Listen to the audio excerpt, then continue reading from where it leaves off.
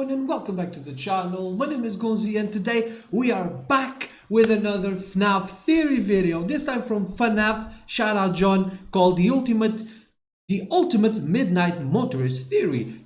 But before we start, don't forget to like the video and subscribe to the channel already, man. We are so close to 1k subs and that will mean the world to me if you guys could subscribe to the channel. So please just scroll down a bit and subscribe and go! Let's 2 years ago, yes?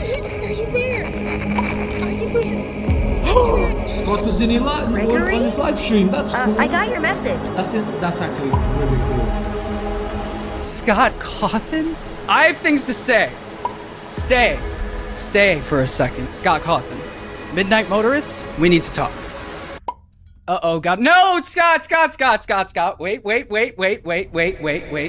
2 years later, I've spent the last 2 years of my life dedicated to figuring out the biggest mystery in all of Five Nights at Freddy's. Midnight Motorist. And in this video, I'm gonna share everything that I found. This is by far the most comprehensive FNAF breakdown I've ever made. Let's get started. Midnight Motorist is one of 3 lore-heavy minigames in FNAF 6, with the other 2 being Freddy Maze and Charlie's Death minigame. FNAF 6 is the most lore-heavy game in the franchise, and that's on purpose. In the interview Dawko did with Scott Cawthon, Scott stated that FNAF 6 was made explicitly to answer questions regarding the story. That was a game that was born out of necessity because I needed to kind of bring a conclusion to several events from the series. This means that the most vague and mysterious minigame in all of FNAF came from a game that was supposed to tie up loose ends. And as ironic as that is, it's also fascinating. It makes me wonder what Scott was thinking when he made this minigame. Did he intend for it to be this big mystery, or is he genuinely shocked that the community is still trying to figure it out? In a game that does answer a ton of questions regarding the story and gives a satisfying and epic conclusion to everything, Midnight Motorist is virtually the only thing in the game that feels unsolvable, and it's because of how random it is. The minigame takes place directly after Charlie's death. Afton pulls up to the pizzeria, kills Charlie, and speeds off. Midnight Motorist is showing us where he sped off to. We know this because the minigame is labeled later that night in the game files. The minigame shows Afton driving back home, but before he gets there, he passes a clearing in the woods containing a mound of dirt and a bar called Junior's that he was apparently kicked out of. You can even see the bouncer standing at the entrance who promptly tells Afton, "Come on, you know you can't be here, don't make this more difficult than it has to be." This is the part of the minigame that makes the most sense. Scott was giving us important context to Charlie's death by showing that Afton was under the influence when he killed her, possibly explaining why her death was so sloppy and spontaneous. Afton then eventually finds his way home, walks in the door, and is met with someone watching TV. The person says to Afton, "Leave him alone tonight, he had a rough day." Afton then goes to the bedroom only to find that it's locked. Quote, "I told you not to close your door. This is my house, he can't ignore me like that. I'll find a way in from the outside." He then goes outside to find that he escaped through the window, along with some animatronic footprints next to the bushes. Afton then says, "Ran off to that place again. He will be sorry when he gets back." Then the minigame ends. Even with the full context of the minigame, there's a whopping 5 big questions left unanswered. Who is the person watching TV? Who is the runaway? What was buried in the middle of the woods? Where did the runaway run off to? And why are there animatronic footprints by the bushes? In order to answer these questions, we're gonna do something a little bit different. Let's look at this minigame from the perspective of the developer, starting with the person watching TV. When Scott made this part of the minigame, he likely started with this, a blank room with nothing in it. He then knew he wanted to add a specific character to the room, likely a member of the Afton family. Scott then decided to add 3 details to help us better understand who this is. He had the person sit and watch TV, wear a gray shirt, and talk with gray text. These are all traits that belong to Michael Afton. In FNAF 4, Michael wears a gray shirt, uses gray text, and in Sister Location is known for going home, sitting on a chair, and watching TV. The only 3 details we get about this character perfectly line up with Michael. But if this is Michael Afton, who is the boy who escaped out his bedroom window? Well, by process of elimination, it has to be the only boy left in the Afton family, the crying child. Need more proof? In FNAF 4, we learned that Michael Afton is in charge of babysitting the crying child, and in that game, we constantly see them home alone together, just like we see in Midnight Motorist. Also, one of the main things we learn about the crying child comes from one of the very first lines we get in FNAF 4. Quote, "What did he do this time? He locked you in your room again." Whenever Michael wasn't terrorizing his younger brother, he would constantly lock him in his room. And what do we see in Midnight Motorist? Michael and the crying child home alone with Michael watching TV while the crying child is locked in his room, matching perfectly with everything we learned from FNAF 4. So far, we've answered 2 questions with some pretty solid evidence to back them up. But we still have 3 questions left, with the next one being a big one. What is the pile of dirt in the clearing? This random pile of dirt has driven me nuts for over 7 years now, and in my opinion, it is the biggest mystery in all of FNAF. Here's why. Unlike other parts of Midnight Motorist, there's literally nothing to connect this pile of dirt back to. The person sitting in the living room had specific traits that connected directly back to Michael Afton. The runaway has specific traits that connect it right to the crying child. This pile of dirt has nothing. Every time the pile of dirt is mentioned in official FNAF media, it's referred to as a secret grave. And I think the community has collectively agreed that that's what it is. Someone or something was buried here. And since we have basically nothing to go off of, let's once again look at this from the perspective of the developer. When Scott was making Midnight Motorist, he knew he wanted to add this grave, but instead of putting it in a cemetery or a hill by a tree like we see at the end of the game, he put it in the middle of the woods, clearly intending it to be hidden. The fact that the grave is so hidden and quote secret implies that whatever was buried here is part of some sort of crime, or at least something that someone wants to cover up. So in order to figure out whose grave this is, let's go through the list of crimes in this franchise. First, we have Charlie. Maybe after her death, Afton decided to cover it all up by burying her body in the middle of the woods. But we know that's not the case because we literally see Afton drive away after the murder, leaving her body outside in the rain. So we know it's not Charlie. Another popular theory in the community is that this is where the crying child was buried. But like we established earlier, the crying child is likely the runaway, so he would still be alive at this point. So the crying child is also off the table. I've heard some people say that this could be the grave of Mrs. Afton, but that feels a little too random. Not only is there no mention of Mrs. Afton dying in this franchise, there's only one vague mention of her existence at all. In the TV show Immortal and the Restless from Sister Location, we do seem to get a parallel to Mr. and Mrs. Afton in Vlad and Clara, but that's literally it. Mrs. Afton isn't very satisfying and doesn't have much to back it up, so she's out of the running. Next up, we have Elizabeth. I actually really like the idea of it being Elizabeth's grave, because her death was a freak accident entirely caused by William. Not only that, we know that Afton actively tried covering it up. When Elizabeth died and Circus Babies closed, Afton hid the truth from the public by saying that the restaurant closed down due to gas leaks. So it would totally make sense that Afton would want to hide her body. But in order for this to work, Elizabeth would had to have died before Charlie and the crying child. And I just don't see Afton creating animatronics specifically built to capture kids that early in the timeline. So although I do like it and it could make sense if we get more information, I don't think this grave belongs to Elizabeth. So if you haven't noticed yet, we are quickly running out of dead people. And at this point, I was about to give up. Every answer I could come up with felt unsatisfying because there was no evidence to back it up. So before I gave up, I decided to try one last thing. Actually play the game. But this time, I would really analyze it from the developer's point of view, like we've been doing this whole video. And it was during this one playthrough that I discovered the theory that I'm gonna share with you today. In FNAF 6, there are 3 lore-heavy minigames: Fruity Maze, Midnight Motorist, and Charlie's Death minigame. The first thing I noticed was in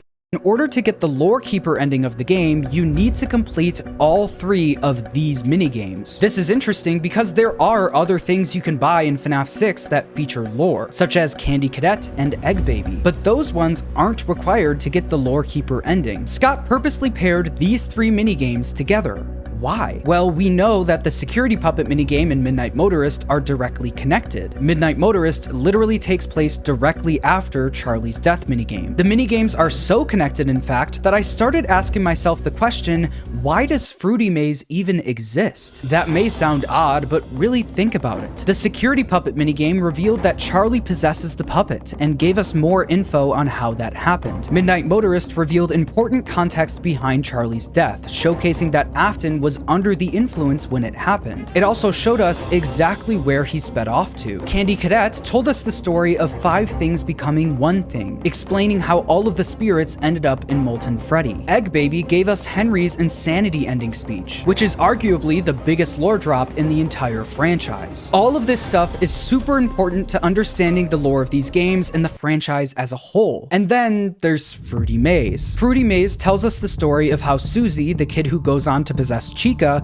was lured into the back room by Afton. And that's it. This minigame feels odd because it's not required to understand anything. We already knew that Afton lured the kids into the back room, and Scott even reveals Susie's name at the end of the game. The only purpose of the minigame is to show the specifics of how Afton lured Susie into the back room. So that again begs the question, what is the purpose of this minigame? Well, like I said earlier, Scott purposely paired this minigame with Midnight Motorist and Charlie's death. And just like how Midnight Motorist gives added context to Charlie's death minigame, I think Fruity Maze gives added context to Midnight Motorist. I actually think all 3 of the minigames are connected to each other. In Fruity Maze, we learn exactly how Afton lured Susie into the back room. It's revealed that Susie's dog had died, and Afton told her, quote, "He's not really dead. He's over here. Follow me." What if I told you that it's not a human buried in the woods in Midnight Motorist, it's Susie's dog? Let me explain. The more you play the Fruity Maze minigame, the more it starts to break. First, you see a bunch of fruit scattered throughout the maze. Then you start to see Susie's dog alongside the fruit. And in the final phase of the minigame, the fruit is gone and we see 3 things: Susie's dog, a mini coffin, and flowers. The music in the minigame then cuts out and you start hearing a car alarm. After the car alarm, you then see Afton show up behind her. The car alarm indicates that Susie's dog was hit by a car, and the coffin and flowers indicate that the dog was buried somewhere. The fact that Afton knows that her dog died match with the eerie car alarm playing before Afton shows up tells me that Afton had something to do with her dog's death. The absolute nail in the coffin for this comes from the final detail we see in this minigame. Randomly scattered throughout the final phase of the minigame among the dead dog, coffin, and flowers is a yellow rabbit digging a hole in the dirt. Scott added a sprite of a yellow rabbit, aka William Afton, that dug a hole in the ground. And in Midnight Motorist, we see something down the road from Afton's house buried in the dirt in a clearing right next to the road. Why did Scott show us the story of how Afton lured this one specific kid? Well, it's because it gives us important context for Midnight Motorist, therefore connecting all 3 of these minigames as part of the Lore Keeper ending. In all of the FNAF games, this is the only time we've seen anything relating to Afton burying something in the dirt, and it comes from a minigame that was intentionally paired with Midnight Motorist. So now the question becomes,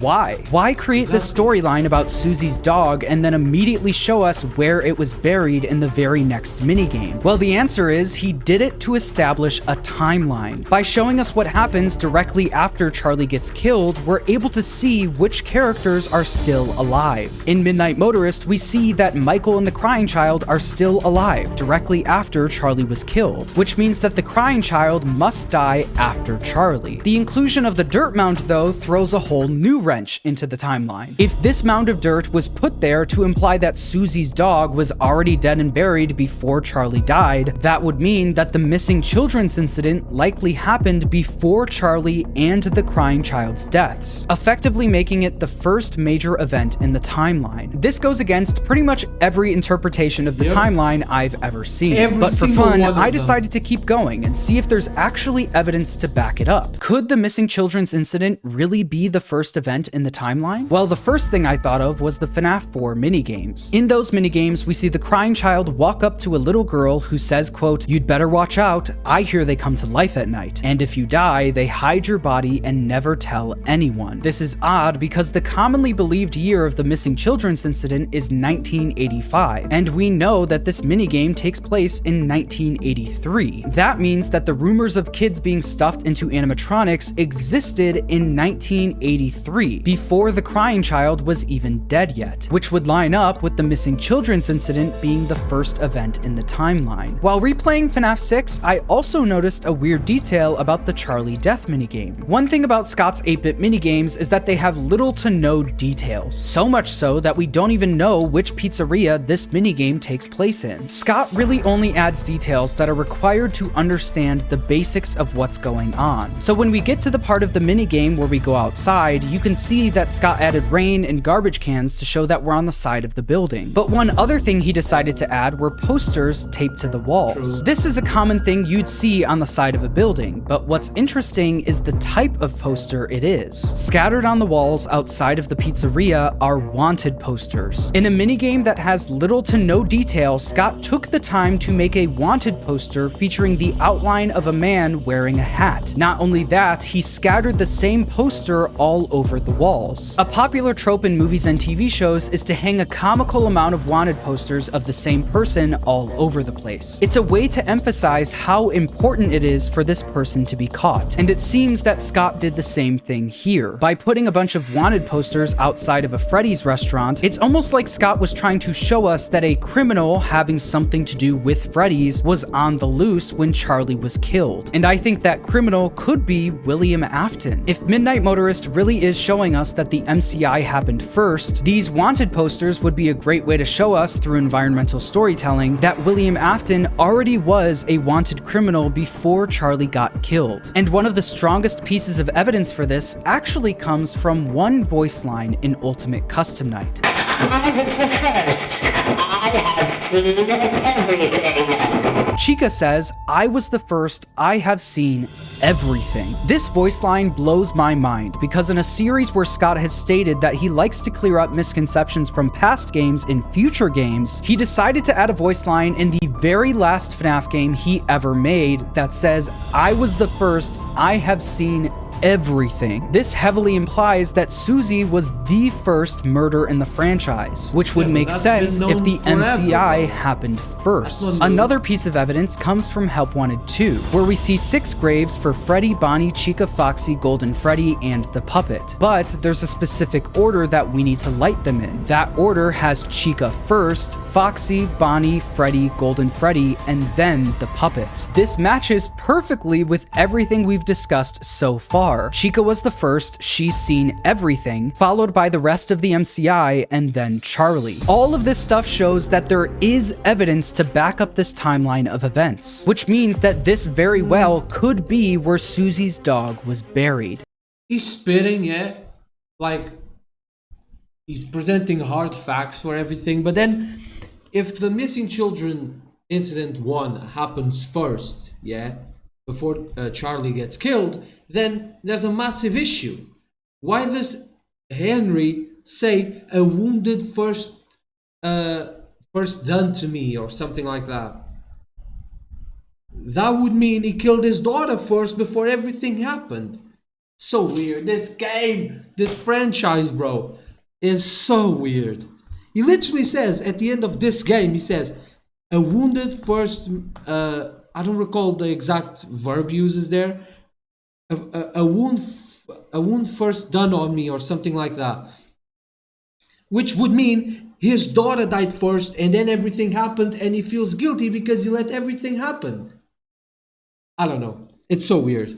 So that's so 3 of the 5 convoluted. questions with a pretty satisfying answer to back it up. But now we get to the actual hardest questions to answer in this minigame. Where did the crying child run off to? And why are there animatronic footprints by the bushes? Unlike the pile of dirt in the clearing, we actually have dialogue we can analyze Why that's would he related want to the to go scene. there? When William Afton comes home to see Why that would his the son crying child want escaped to go out to his the bedroom grave? window, If he he doesn't says, know- quote, ran off to that place again. He will be sorry when he gets back. The most important part of this dialogue is the word again. Ran off to that place again implies that this is a pattern of behavior. Afton also immediately knows where he ran off to. This isn't the first time the crying child has done this. That then begs the question, where is he running off to? One possible option comes from the Twisted Ones, which released 6 months before FNAF 6. In the book, Charlie gets kidnapped by one of the Twisted animatronics, and her friends are desperately trying to find her. While her friends are looking for her, Shadow Freddy appears in the woods, and her friend says, quote, "I don't know what it is, but I think it wants us to follow." Shadow Freddy then lures them directly to Charlie. What Shadow Freddy is and why it did this is never explained in the book, but what if it helps explain Midnight Motorist? What if, just like in the book, Shadow Freddy appeared outside of the crying child's window and lured him to Charlie? In FNAF 4, we're told repeatedly that the reason the crying child is scared of the pizzeria is because he saw something. So what if the thing that he saw was Charlie getting killed outside of the pizzeria? This theory is pretty popular in the community and is similar to ID's Fantasy's take on Midnight Motorist. Every time we see the crying child in FNAF 4, he is terrified of Fredbears. But Midnight Motorist showed us that that wasn't always the case. It turns out that the crying child used to run off to that place all the time. He loved going there until he saw Charlie get killed outside of the pizzeria. I really like this explanation, and it's because it gives a solid reason for why Scott set Midnight Motorist on the same night as Charlie's death. The reason he showed us that the crying child ran off to the pizzeria the same night Charlie was killed was to connect those two events. Midnight Motorist showed us that the crying child wasn't always scared of the pizzeria, while also showing us the night that that all changed. Also, Shadow Freddy luring the crying child to Charlie not only matches up with the Twisted Ones, but also FNAF 3, where we see Shadow Freddy luring the animatronics in the Follow Me minigames. This is a great explanation and is super satisfying, but I do have a few problems with it. In FNAF 4, when the crying child is left alone at Fredbear's, he's told to run towards the exit. But if you try to go further into the pizzeria, you hear, quote, "No, don't you remember what you saw? The exit is the other way. Hurry and leave." This implies that what the crying child saw was further inside of the pizzeria. The crying child wouldn't want to go outside if what he saw was Charlie being killed outside. Also, 2 months after FNAF 4 came out, Scott gave us 3 clues to help figure out the game, with one of them being what is seen in shadows is easily misunderstood in the mind of a child. This is Scott outright telling us that the crying child didn't actually see anything bad happen, he misunderstood what he saw. There's a reason that after we get the line, "Don't you remember what you saw?" we see this Easter egg. An employee in the shadows of the back room putting on a Bonnie suit. The crying child saw this and thought someone was being stuffed into a suit. This is why he wants to leave the pizzeria and is scared of the animatronics. When confronted with one, he's told, quote, "It's too late. Hurry the other way and find someone who will help. You know what will happen if he catches you." That "he" is clearly referring to the Fredbear mascot that just appeared in front of him. So although I love the theory of crying child being lured by Shadow Freddy and witnessing Charlie's death,